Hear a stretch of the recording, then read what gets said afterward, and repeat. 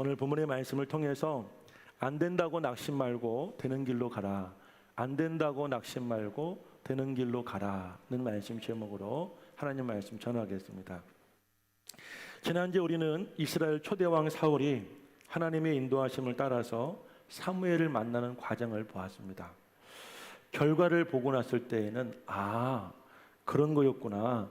그래서 그런 일이 생겼고 그래서 그 사람을 만났고 내가 그래서 그 길로 간 거였구나 라고 생각하지만 그 과정을 보면 그런 일들이 우연한 기회를 통하여서 일어났다는 것입니다. 하지만 우리에게 일어난 우연은 우연이 아니라 운명이었습니다. 운명적인 사건이었고 운명적인 만남이었던 것입니다. 하나님께서는 우리에게 일어난 그 우연을 통해서 운명이 되게 하기 위하여 역사하시고 지금도 인도하신 줄로 믿으시기를 바랍니다. 사울의 가문은 이스라엘의 12개의 가문 가운데 가장 꼴찌 가문입니다. 가장 마지막 가문이고, 그리고 이 사사기 시대 그 마지막 때에 거의 끝날 무렵에 12지파 간의 전쟁을 통하여서 사울이 속해 있던 베냐민 지파는 거의 몰락할 만큼 그 가문이 힘을 잃었던 그런 상황이었습니다. 그런 사울은 늘 가문에 대한 열등감, 자기 인생에 대한 자신감이 없는 인생을 살았던 것이죠. 그러던 어느 날 그 집에서 기르던 암나귀가 집을 떠나가고 그 종과 함께 자신의 종과 함께 암나귀를 찾던 중에 사무엘 선지자를 만나게 되어지고 그 사무엘 선지자를 통하여서 전혀 생각하지 못했고 꿈꾸지 않았던 자신이 이스라엘의 왕이 될 것이라고 하는 그런 이야기를 사울이 듣게 된 것입니다. 사랑하는 여러분들, 우리의 인생도 마찬가지입니다. 오늘까지 우리는 전혀 꿈꾸지 못하고 예상했던 인생 속에 하나님이 역사하시고 하나님이 여러분들 섭리하신다면 여러분의 인생도 사울의 인생들처럼 하루아침에 변화되어지는, 많은 사람들을 이끌어갈 수 있는, 그 사람들 속에서 쓰임받을 수 있는 위대한 사람들이 되게 될 줄로 믿습니다. 여러분, 이 땅의 모든 역사는 우리가 계획하고 우리가 꿈꾸며 살아가는 것 같지만 결국에는 그 모든 일들이 하나님의 뜻과 하나님의 섭리 가운데서 이루어져 가는 것입니다.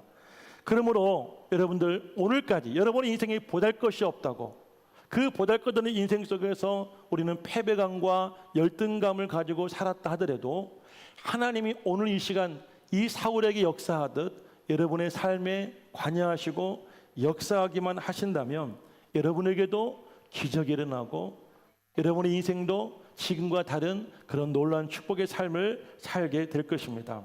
그러나 여러분, 우리가 그럼에도 불구하고 여전히 세상적 가치관을 가지고 인간적인 방법으로 살려고 애쓰고 노력한다면 결국 우리의 인생은 그 이상이 될 수가 없음을 꼭 기억하시기를 바랍니다.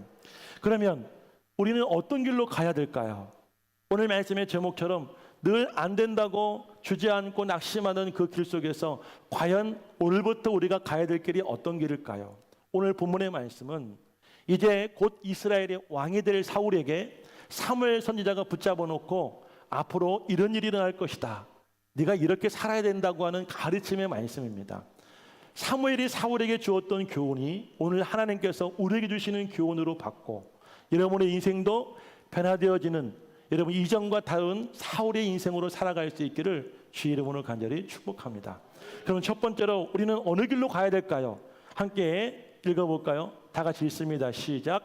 현실의 문제에 매이지 말고 하나님이 정해놓으신 길을 따라 가라. 아멘. 현실의 문제에 붙잡혀 살지 말고 하나님이 분명히 반드시 저와 여러분을 위해서 준비해 놓고 예배해 놓으신 길이 있는데 그 길을 따라 가라고 하십니다. 오늘 본문 2절 말씀을 우리 함께 한 목소리로 읽어보겠습니다. 2절입니다. 시작. 내가 오늘 나를 떠나가다가 베냐민 경계 셀사에 있는 라헬의 묘실 곁에서 두 사람을 만나리니 그들이 내게 이르기를 내가 찾으러 갔던 암나귀들을 찾은지라 내 아버지가 암나귀들의 염려는 놓았으나 너희로 말미암아 걱정하여 이르되 내 아들을 위하여 어찌하리요 하더라 할 것이요. 자, 지금 사무엘이 사울에게 말합니다. 내가 나를 떠나서 나와 헤어지게 되면 네가 길을 가게 될 텐데 제일 먼저 네가 길을 가다가 겪을 일이 있다. 그 일이 어떤 일이냐면 네가 셀사에 있는 라헬의 묘실 앞에 이르게 될 때 내 집에 있는 내 집의 소식을 전해줄 두 사람을 만나게 될 것이다. 근데 그 두 사람이 뭐라고 말해줄 것이냐면 너희 아버지가 잃어버린 나귀를 찾았댄다. 그런데 그 너희 아버지의 또 다른 걱정은 이제 나귀의 걱정이 아니라 아직 집에 돌아오지 않은 너와 내 종에 대한 걱정으로 한숨을 쉬고 있다라는 말을 전해줄 것이라는 그런 이야기입니다. 그런데 여러분, 이 말씀을 보게 되어지면 우리가 알 수 있는 것이 있어요. 사울이 3일 동안 그렇게 찾아 헤매던 나귀가 지금 그 아버지의 집에 찾아 들어갔다는 거예요. 내가 그렇게 열심히 찾을 때에는 없더니, 내가 그렇게 3일 동안 쉬지도 않고 자지도 않고 이곳저곳을 이잡듯이 지저다닐 때에는 보이지 않더니 그 보이지 않던 나귀가 이제 스스로 아버지의 집에 찾아 들어갔다는 이야기인 것입니다. 이것이 우리가 받아야 될 첫 번째 교훈인 것이에요. 그 교훈이 무엇이냐면 우리의 힘으로, 우리의 노력으로 아무리 노력하고 애써봐도 안 되는 현실의 문제를 우리 하나님은 쉽게 해결해 주신다는 것입니다. 오늘 그의 말 속에 이런 메시지가 있습니다. 사울아, 그리고 오늘 이 말씀 듣는 여러분들에게 하시는 말씀이에요. 이 땅의 현실 속에 일어나는 수많은 문제 앞에서 특히 지금 사울이 겪었던 이 암나귀의 문제와 같은 일들이 너에게 앞으로도 수없이 일어나게 될 텐데 그때마다 그 일이 재앙인 것처럼 슬퍼하며 낙심하고 네 스스로 그것을 찾아보려고 이리저리 애쓸 필요가 없다.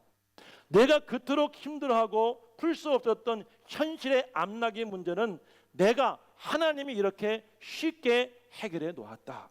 그러므로 해결할 수 없는 현실의 문제를 내 스스로 풀어보려고 몸부림치지 말고 하나님이 정해놓으신 길로 걸어가라.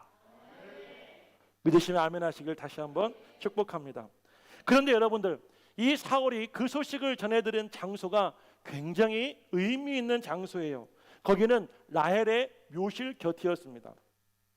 라헬이 누군가 하면 사울이 속해 있었던 베냐민 지파, 여러분 이 베냐민의 어머니가 바로 라헬이었습니다. 라헬의 가족이 함께 헤브론으로 올라가던 길에 그만 라헬이 이 길에서 가던 도중에 길에서 산통이 옵니다. 그래서 산고를 겪다가 이 아들을 낳게 되어지는데 그만 아들을 낳는 중에 난산으로 이 라헬이 죽고 맙니다. 그런데 이 지금 사울이 도착한 이 라헬의 묘실은 바로 자신의 조상이었던 라헬 할머니가 묻혀 있는 땅이 바로 이 장소였다는 사실이에요. 이 장소가 의미하는 것이 무엇이냐? 라헬은 그 산곳 속에서 낳고 죽어가면서 아들의 이름을 지었는데 그 아들의 이름을 어떻게 지었냐면 베논이라고 지었어요. 이 베논이라는 뜻은 어떤 뜻이냐면 나의 슬픔의 아들이에요. 고통 속에 낳은 아들이라는 의미로 이 라헬은 이름을 지었어요. 그런데 그 이름을 들은 이 야곱은 그 아들을 안고 뭐라고 말하냐면 이 아이는 베논이가 아니라 베냐민이라고 이야기합니다. 베논이는 나의 슬픔의 아들이라는 뜻이라면 베냐민은 나에게 기쁨을 주는 아들이라는 뜻이에요. 자, 야곱은 사랑하는 아내가 죽어가며 낳은 그 아들을 끌어안고 베노지가 아니라 베냐민이라는 믿음의 고백을 했을 때 수백 년이 지나고 나서 그 라헬이 죽은 그 자리, 라헬이 묻힌 그 묘실 앞에서 자신의 가문, 그 베냐민의 가문에서 이스라엘의 초대왕이 탄생하게 된 것입니다. 할렐루야. 사랑하는 여러분들, 이 슬픔의 베냐민을 듣고 기쁨의 베냐민이 되게 했던 이 야곱의 꿈이 하나님께서는 그대로 이루어 주신 것입니다. 그러므로 누구든지 하나님이 정해놓으신 길을 믿음으로 가게 되어지면 비록 현실은 베노니의 슬픔이 있다 할지라도 여러분의 미래에는 베냐민의 기쁨이 찾아올 것입니다. 예수님은 십자가의 저주와 그리고 고통과 죽음을 부활의 기쁨으로 바꿔놓으신 분이십니다. 우리가 예수를 믿으면 우리 인생의 슬픔과 저주와 고통을 우리에겐 기쁨으로, 여러분 우리에겐 축복으로 바꿔주실 줄로 믿으신다면 아멘 하시기를 주의 이름으로 축원합니다. 그러므로 여러분의 지나간 과거 그리고 현재의 삶 속에 우리 스스로 극복하지 못할 문제에 부딪힌다면 그 문제 속에 매이지 마시고 여러분도 믿음으로 베냐민을 선포하시기를 주의 이름으로 축복합니다. 모든 불가능과 여러분의 모든 열등감을 믿음으로 극복한다면 여러분의 인생이 변하게 될 것입니다. 기가 막힌 현실의 문제이지만 이 세상에는 날고 기는 사람들이 너무나 많이 있습니다. 특히 정말 실력 있고 능력이 있어서가 아니라 부의 대물림과 지식의 대물림과 같은 인간의 타락한 욕망의 문제로 인하여서 절망감에 주저앉은 청년들이 너무나 많이 있습니다.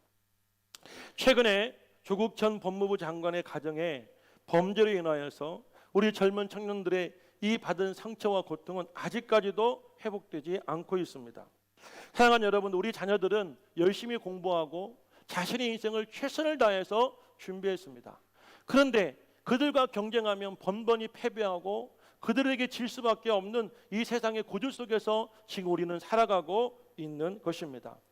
나는 최선을 다하고 나는 열심히 하면 내 인생을 성공할 수 있고 잘 될 것이라는 그런 확신을 갖고 살아왔지만 번번이 우리 자식들에게 우리 인생들에게 찾아오는 것은 나는 베냐민이라고 하는, 나는 베냐민 지파라고 하는 그런 패배감과 열등감밖에 이 세상은 없습니다.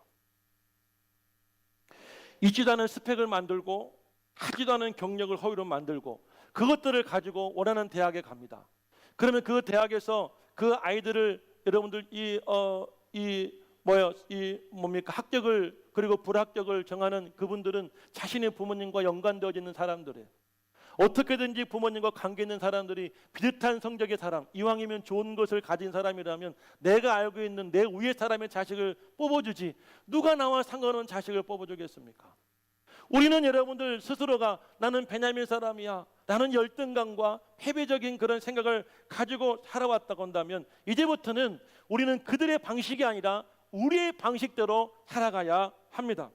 우리가 만약 그 세상 사람들의 방식대로 살아간다면 우리는 절대로 사울이 왕이 된 것처럼 왕이 될 수가 없습니다. 우리의 인생은 절대로 베냐민이 될 수가 없고 베노민의 삶을 살 수밖에 없는 것입니다. 하나님이 역사하시니까 집 나간 나귀가 스스로 돌아오지 않습니까? 하나님이 역사하시면 여러분의 인생도 하루아침에 바뀌고 하루아침에 변화된다는 사실을 믿으시기를 주의 이름으로 간절히 축원을 드립니다. 그러므로 불가능하다면 포기하지 마십시오. 열등감 가지고 분노하여 선동질에 휩쓸려서 촛불을 들고 나가고 태극기에 휘날리지 마시고 하나님의 정해놓으신 길을 따라 살아가신다면 여러분의 인생도 베냐민이 되고 여러분들 이 베냐민 지파에서 정말 패배주의 열등감 속에 살았던 사울처럼 여러분의 인생과 여러분 자녀들의 삶이 바뀌어지는 기적이 일어나게 될 것입니다. 두 번째는 베델로 올라가야 됩니다. 이 말은 우리는 예배의 자리로 가야 합니다. 오늘 본문 3절과 4절 말씀을 함께 읽겠습니다. 3절 4절 말씀을 함께 읽습니다. 시작. 내가 거기서 더 나아가서 다볼 상수리 나무에 이르면 거기에 하나님을 배우려고 베델로 올라가는 세 사람을 만나리니 한 사람은 염소 셋을 이끌었고 한 사람은 떡 세 덩이를 가졌고 포도주 한 가죽 부대를 가진 자라. 그들이 내게 문안하고 떡 두 덩이를 주겠고 너는 그의 손에서 받으리라. 아멘. 여기에 보면 또 중요한 성지가 나옵니다. 베델로 올라가는 세 사람을 만날 것이다 라고 말하고 있습니다. 베델은 이스라엘 백성들에게 성지입니다. 이 베델 땅은 그들의 조상 아브라함과 야곱이 힘들고 어려운 문제가 생길 때마다 찾아와서 하나님께 예배를 드리고 그리고 새롭게 다시 인생을 시작하던 장소가 바로 베델이었습니다. 당시에는 영적으로 혼탁했던 사사시대였습니다. 자기 뜻대로 하나님이 여러분 그 땅의 왕이었고 하나님의 말씀과 뜻이 아니라 자기가 왕이 되고 주인이 되어서 자기 뜻대로 살던 그런 시대에도 여러분들 그 영적으로 혼탁한 세상 속에서도 베델로 올라가는 사람들이 있었습니다. 할렐루야. 아까 목사님께서 기도하시지만 국가가 아무리 종교를 탄압하고 핍박하더라도 교회에서 모임을 하지 못하게 하고 예배를 못하게 정책을 펼친다 하더라도 그럼에도 불구하고 베델로 올라가는 사람들이 분명히 반드시 있다는 것입니다. 그런데 이들의 손에는 그냥 빈손으로 간 것이 아니라 세 사람이 올라가는데 한 사람의 손에는 양이 3마리 들려있고 떡 3덩이가 들려있고 그리고 한 가죽 부대의 포도주를 가지고 각각 3사람이 그 베델로 올라갔다는 것입니다. 이들은 온전한 예배자였던 것입니다. 예배를 보러 오고 예배에 참여하는 사람이 아니라 내가 하나님께 드려질 거룩한 예물이 되어지고 산 제사를 드리기 위해서 하나님의 거룩한 성산에 올라가던 사람들이 있었던 것입니다. 그런데 그 사람들 가운데 한 사람이 떡 2덩이를 사울에게 줄 것이고 사울이 그 2덩이의 떡을 받겠다고 예언을 하고 있습니다. 그 말은 무슨 말입니까? 그 예배자들에게 인정받는 왕이 될 것이라는 말씀인 것입니다. 사랑하는 여러분들, 여기서 중요한 사실은 그것입니다. 이 땅에는 하나님께 온전한 예배를 드리는 신실한 그리스도인들이 있다는 것이고, 그리고 그들에게 인정받는 자가 진정한 지도자이며 진정한 하나님의 사람이라는 사실입니다. 성경에 보면 교회 안에 알곡이 있고 쭉정이가 있습니다. 양이 있고 염소가 있습니다. 곡식이 있고 가라지도 있습니다. 오늘 이 말씀은 하나님의 거룩한 성전에서 자신을 헌신하며 예배드리는 신실한 그리스도인들 가운데 알곡이 있고 그리고 곡식이 있고 양들이 있는데 그들에게 인정받는 사람이야말로 진정한 하나님의 사람이 될 것이다. 하나님의 거룩한 예배된 길로 가는 사람이라는 그런 말씀인 것입니다. 생각해 보시기 바랍니다. 쭉정이에게 인정받으면 그 인생도 쭉정이밖에 될 수가 없는 것입니다. 염소와 같은 성도들에게 인정받는 성도는 그 사람도 염소와 같이 주인을 들이받고 자기 원하는 고집대로 살아가는 그런 신앙이 될 것입니다. 그리고 사랑하는 여러분들, 가라지가 있다고 한다면 주인이 그 곡식을 채질할 때 이 가라지는 바람과 함께 사라지고 말 것입니다. 그러나 오늘 이 말씀 속에 나오는 세 사람들은 이 혼탁한 시대에도 하나님께 예배를 드려 베들로 올라갔고, 그리고 베들로 올라갈 때 하나님께 예배를 드리며 하나님께 헌신했던 온전한 그리스도인들이었으며 사울은 그들에게도 인정받는 사람이 되었다는 사실이에요. 사랑하는 여러분, 우리는 이 혼탁한 시대에 영적으로 정말 고통스러운 이 코로나 시대에도 여러분, 우리가 죽고 살기 위해서가 아니라 하나님 앞에 온전한 그리스도인이 되기 위해서 베들로 올라와야 되는 것입니다.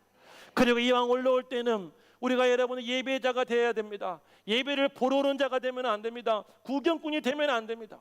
이 세 사람들처럼 온전한 예물을, 여러분들 온전한 구별된 삶을 하나님께 드릴 수 있는 그런 성도가 되어져야 될 줄로 믿습니다.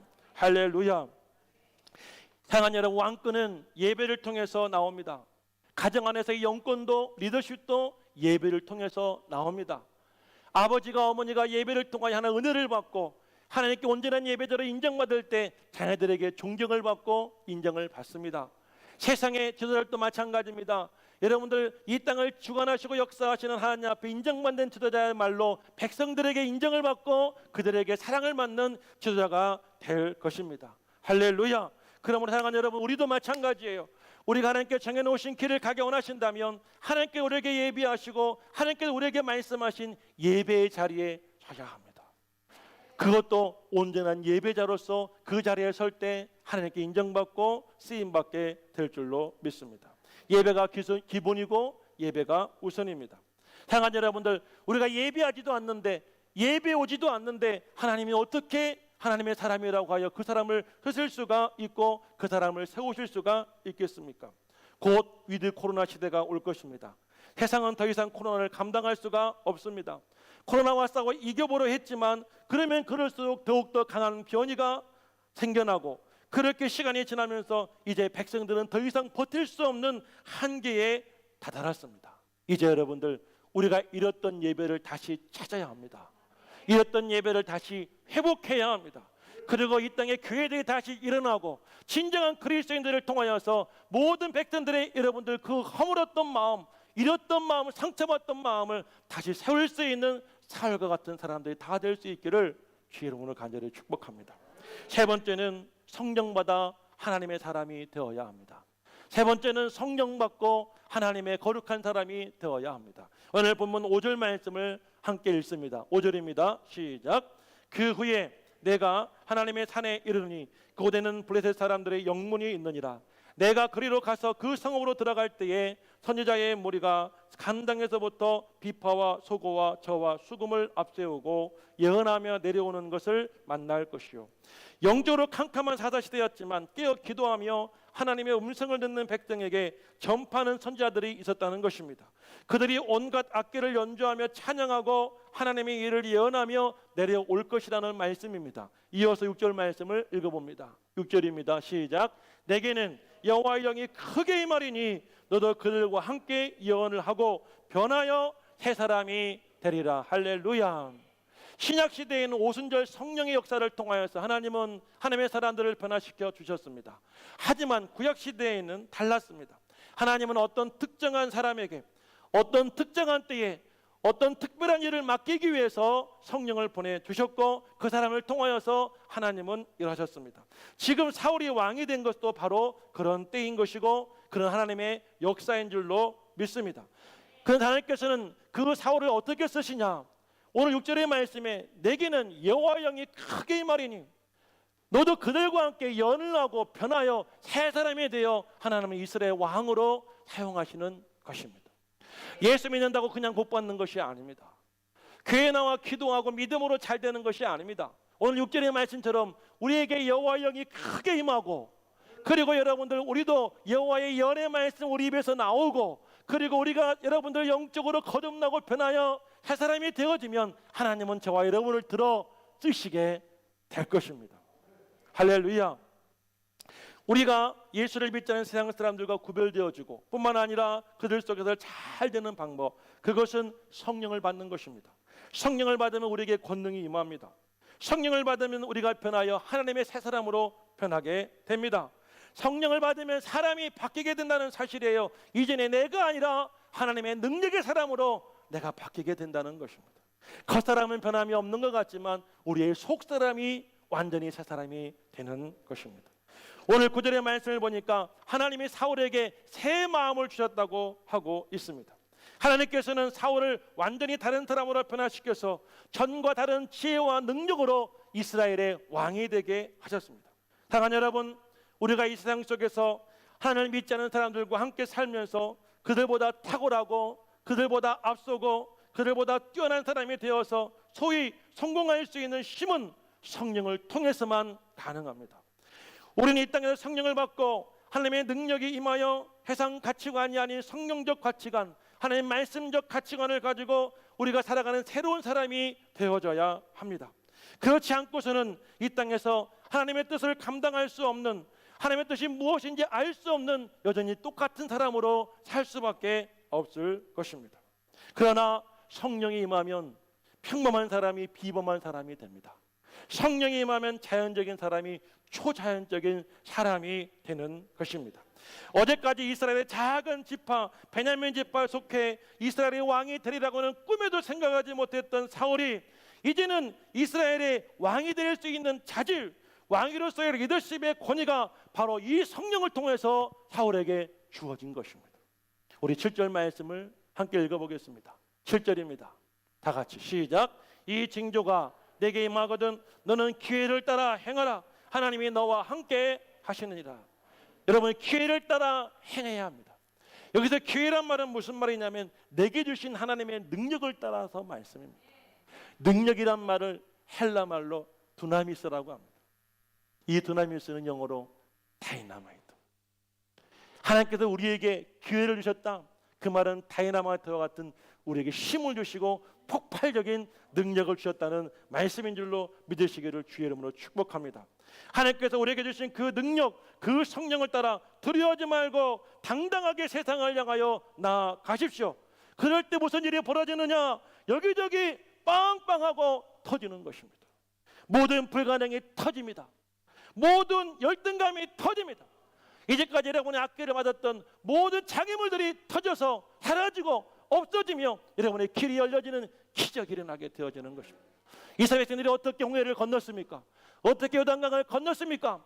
그들이 여러분 배를 가지고 그 물길을 막았습니까? 그들이 여러분 댐을 쌓아 그 길을 걸어갔습니까? 여호와의 법궤가 먼저 여러분 요단강을 들어갔을 때에 여호와께서 그 요단강 물을 갈라주셨습니다. 모세의 지팡이를 홍해에 던졌을 때에 하나님은 그 순간 홍해를 갈라주셨고 양쪽에 두 개의 벽을 세워주셔서 이스라엘 백성들은 지른 땅이 아니라 물이 질퍽한 땅이 아니라 마른 땅을 걸어서 홍해를 요단강을 건너가게 된 줄로 믿습니다. 하나님의 성령이 임한 사람이 여러분들 믿음으로 걸어가는 그 길은 하나님께서 우리에게 능력을 주시고 역사하시는데 그 모든 불가능한 문제들이 모든 열등감들이 빵빵하고 터지는 거예요. 내시면 아멘 하시기를 바랍니다. 며칠 전에 제 친구가 왔습니다. 대학 때 함께 입학식 날 같이 갔고 면접 때 옆자리 앉았고 그리고 대학 때 그렇게 지냈던 친구인데 군대 갔다 오던 이 친구가 자퇴를 하고 말았습니다. 저에게 나는 신학에 관심이 없고 나는 열심히 사업을 하고 돈을 벌어서 내가 열심히 교회 봉사하는 사람이 되겠다고. 너는 어떻게 살래? 저한테 물어보길래 나는 그냥 이 일로 가야 되겠다고. 잘 가. 우리 성공해서 만나자. 그리고 헤어진 친구였어요. 그런데 이 친구가 직장 생활을 하다가 어느 날 공부를 하더니 이제 사업을 시작하게 되었고 지금 여러분 천안 성안에서 크게 사업을 하고 있는데 우리가 샌드위치 판들로 집을 짓잖아요. 그러면 이 판넬에 들어가는 모든 부자재를 만들어 파는 공장을 하고 있습니다. 조그만 한 칸짜리 공장에서 시작했던 친구가 10년 만에 이제 큰 회사를 이루었고 많은 직원들을 거느리고 이번에 만났는데 무슨 얘기를 하냐면 천안에 우리가 테든이라고 하는 그런 아이들 놀이하는 큰 공간이 있죠. 그 앞에 땅을 샀다고 합니다. 그 친구의 마지막 꿈은 무엇이냐면 여러분 제주도에 있는 방귀교회와 같은 그런 교회를 지어서 하나님께 헌신하는 것이 그 친구의 꿈이라고 합니다. 그 친구가 저랑 통화하다가 야 친구가 건축했는데 한번 놀러 갈게. 그렇게 몇 번을 얘기하다가 저지난주에 왔습니다. 그런데 이 친구가 차에서 내리자마자 동공이 확장되어지고 입을 다물지 못하는 거예요. 친구가 13년 전에 개척을 해서 건축했다 하니 그렇게 건축한 교회가 오죽하겠어라는 마음을 가지고 왔다고 합니다. 그냥 교회만 지었겠지라는 그런 기대감을 가지고 왔는데 막상 교회에 도착해 보니 그 친구가 보지 못했던 교회였던 것입니다. 꿈꾸었던 그런 교회들의 모습들이 펼쳐진 것이에요. 외부의 모습, 본당이 어디야? 본당을 찾아보고 교육관을 찾아가보고 식당을 찾아가보고 화장실을 가보고 이 교회 이곳저곳을 돌아다니면서 이 벌어진 입을 다물 수가 없는 거예요. 내가 사무실로 들어가자. 우리 차 한잔 마시자 그랬더니 아니야. 지금 나는 차보다 중요한 것이 이 교회가 어떻게 이런 일이 벌어졌는지. 야 이놈아 네가 어떻게 이런 일이 했니? 내가 너를 아는데 너랑 나랑 너를 같이 놀고 같이 학교 땡땡이 치고 그런 놈이 어떻게 네가 이런 일이 벌어졌니? 제가 그랬어요. 내가 한 것이 아니라 하나님이 하셨다. 아멘. 사람들은 별 볼 일 없는 사람, 보잘것없는 사람으로 보일지라도 하나님의 말씀이 임하고 성령이 임하여 변화될 새 사람이 되어지면 그 사람이 잘나서 쓰시는 것이 아니라 그 위대하신 하나님이 그 사람을 통하여 역사하시고 그 위대하신 하나님이 그 사람을 통하여서 일하시는 것입니다. 그럼 우리는 반드시 성령을 받아 새 사람으로 변화되어지고 거듭나는 놀라운 신앙의 체험을 해야 되는 것입니다. 자, 오늘 여러분 다시 한번 7절 말씀을 읽어봅시다. 7절입니다. 시작. 이 징조가 내게 임하거든 너는 기회를 따라 행하라. 하나님이 너와 함께 하시느니라. 아멘. 여러분 성령이 임한 사람에는 어떤 확신이 있냐면 하나님이 나와 함께 한다는 확신이 생겨요. 그런 우리 마음속에는 강하고 담대한 마음이 생기는 거예요. 여러분 이 마지막 밑줄만 한번 다시 읽어보는데 하나님이 너와라고 할 때 너와의 자리에 여러분 이름을 넣어서 한번 읽어보십시오. 이름을 넣어 읽어보실 때 그냥 읽지 마시고 정말 하나님이 나와 함께 했다는 믿음의 확신을 가지고 읽어보시고 그리고 오늘부터 여러분의 기회를 따라 여러분의 길을 걸어가시길 바랍니다. 다시 한번 읽어봅니다. 시작. 하나님이 어머식과 함께 하시느니라. 아멘. 다시 한 번만 이렇게 하는 거예요. 시작. 하나님이 어머식과 함께 하시느니라. 아멘. 할렐루야. 사랑하는 여러분들, 하나님이 함께 하시면 능치 못할 일이 없습니다. 그런데 우리는 왜 그 일을 못합니까? 왜 그 길을 못 갑니까? 하나님이 나와 함께 하신다는 믿음이 없고 확신이 없다는 것이에요. 언제 믿음이 생깁니까? 언제 하나님이 나와 함께 하십니까? 내가 성령 받고 내가 여러분 새 사람이 되어지고 내가 변화되어지고 내가 하나님의 사람이 되어지면 하나님의 나와 늘 함께 하심을 믿고 승리의 삶을 살 수 있게 되는 것입니다. 마지막 네 번째입니다. 마지막 네 번째, 오늘 8절 말씀을 읽어보겠습니다. 본 8절 말씀 다 같이 읽습니다. 시작. 너는 나보다 앞서 길갈로 내려가라. 내가 내게로 내려가서 번제와 화목제를 드리리니 내가 내게 가서 내게 행할 것을 가르칠 때까지 7일 동안 기다리라. 마지막 네 번째, 그것이 무엇이냐면 하나님의 때를 기다려라. 하나님의 때를 기다려라. 하나님의 사람은 최종적으로 기다리는 훈련을 잘해야 합니다. 기다린다는 것은 무슨 말입니까? 하나님을 신뢰한다는 말이고 하나님 말을 바라본다는 말입니다. 우리가 조급해져서 우리의 생각대로 기다리지 못하고 우리가 행동하기보다는 하나님을 끝까지 신뢰하며 그리고 하나님만 바라볼 때에 하나님의 때가 언제인지 하나님의 뜻이 무엇인지를 우리는 알게 될 것이고 그 때에 맞게 우리는 하나님의 뜻에 순종하며 쓰임받게 되게 될 것입니다. 본문의 사무엘은 사울에게 얼마나 기다리라고 말하고 있나? 정확하게 7일을 기다리라고 말하고 있습니다. 7은 우리가 알듯이 하나님의 숫자입니다. 7은 완전한 숫자입니다. 7이라는 숫자는 7이라는 시간은 하나님의 숫자이고 하나님의 시간인 것입니다. 마찬가지로 하나님의 때가 하나님의 순간 하나님의 계획 같은 때에 이르게 되어지면 하나님께서는 놀라운 권능과 능력으로 우리를 붙잡아 필요에 맞게 쓰실 줄로 믿습니다. 할렐루야. 그 때를 기다리시기를 바랍니다. 저는 기다리고 있습니다. 꿈의 교회가 부흥할 때, 제가 쓰임받을 때, 제가 성전 건축할 때 현재 교단의 감독이신 목사님께서 교단을 위해 상징적인 교회를 건축해달라는 말씀을 듣고 가슴이 뛰기 시작했습니다. 그래서 본래 제 계획보다는 다소 무리하여 지금의 성전을 건축했습니다. 저는 건축하고 나서 적어도 이 나사렛 교단에 여러분 속해 있는 교회들과 목사님들은 한 번도 빠지지 않고 우리 교회를 방문하고 도전을 받고 그분들도 이렇게 성전을 지을 것이라는 기대감이 있었지만 현실은 아직도 우리 경기남 지방에 속해 있는 교단의 목사님들도 다 오지를 않았습니다. 저 역시도 건축을 마치고 나면 이 교회 저 교회에서 꿈의 교회 건축 사례를 한번 발표해달라고, 아니면 제가 능력 있는 목사로 쓰임받을 줄 알고 설교 준비도 많이 해놓고 사례 발표도 준비를 많이 했는데 아직까지 단 한 번도 불려가지를 못했습니다. 천국적인 사람들도 교회를 찾을 때마다 모두가 코스로 우리 교회를 다 찾아와 건축을 마치면 금방 부흥될 줄 알았습니다. 그런데 오라는 성도들은 안 오고 코로나가 먼저 와서 여러분들도 교회에 못 나오게 하고 와야 될 성도들도 교회에 못 오고 있습니다. 그런 시간이 벌써 2년이 다 되어가고 있습니다. 그런데 장진의 교회 앞에 배드민턴장이 생겼습니다. 우리 교회 주차장은 그들의 주차장입니다. 매일매일 아침 저녁으로 차고 넘칩니다. 200명도 안 됐던 회원이 지금은 400명이 넘는다고 합니다.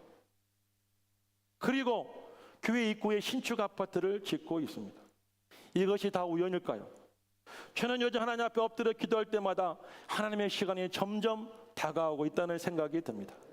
그 시간이 되면 지금까지 모든 문제, 지금까지 모든 기도들, 지금까지의 모든 소원들이 다 해결되어지고 이루어질 것이라고 하는 확실한 마음이 제 가슴에 생기게 됩니다. 그러다 보니까 조금도 저는 낙심하거나 그리고 주급한 마음이 안 생깁니다. 하나님의 때를 기다리고 있는 것입니다. 이제 결론입니다. 9절 말씀을 읽어보겠습니다. 9절입니다. 다 같이 한 소리로 시작. 그가 사물에게서 떠나가고 몸을 돌이킬 때에 하나님이 새 마음을 주셨고 그날 그 징조도 다 응하니라. 여러분, 사무엘에게 사울의 예언이 이루어진 시기가 언제입니까? 집에 가서입니까? 아니면 시간이 지나서입니까? 아니에요. 사무엘이 사울에게 이야기하고 사울이 등 돌려서 사무엘을 떠나고 났을 때 바로 그 자리에 하나님의 영이 사울에게 임한 것이에요. 그리고 사무엘이 말한 것처럼 사울에게 새 마음이 주어지게 된 것이에요. 그리고 그날 있었던 징조들도 그대로 사울에게 일어나게 된 줄로 믿습니다. 오늘 이 시간에도 여러분의 절망의 자리, 실패의 자리에서 일어나 하나님 말씀대로 살고 성령 충만의 새 사람 되기를 바라시고 또한 믿으신다면 사울에게 줬던 그 새 마음이 오늘 여러분에게 주어질 것입니다. 예배를 마치고 돌아가다가 언젠가가 아닙니다. 언젠가 막연하게 하나님이 정말 나에게 은혜를 주시고 나에게도 페노지가 아니라 베냐민의 복을 주실 것이라는 것이 아니라 오늘 내가 믿고 아멘하고 여러분이 마치고 돌아가는 그 순간 일어날 때 하나님이 여러분 마음에 새 마음을 주실 것입니다. 할렐루야. 그 모든 예언이 오늘 사울이 준 이 모든 말씀이 이제 여러분에게 나에게 응하게 될 것입니다.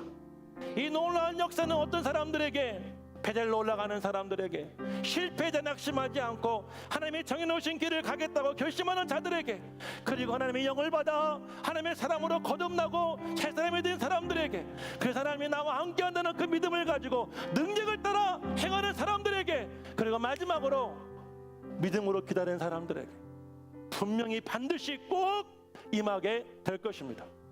사랑하는 여러분들, 오늘부터 베노니의 인생이 아니라 베냐민의 인생을 사시기를 간절히 축복합니다.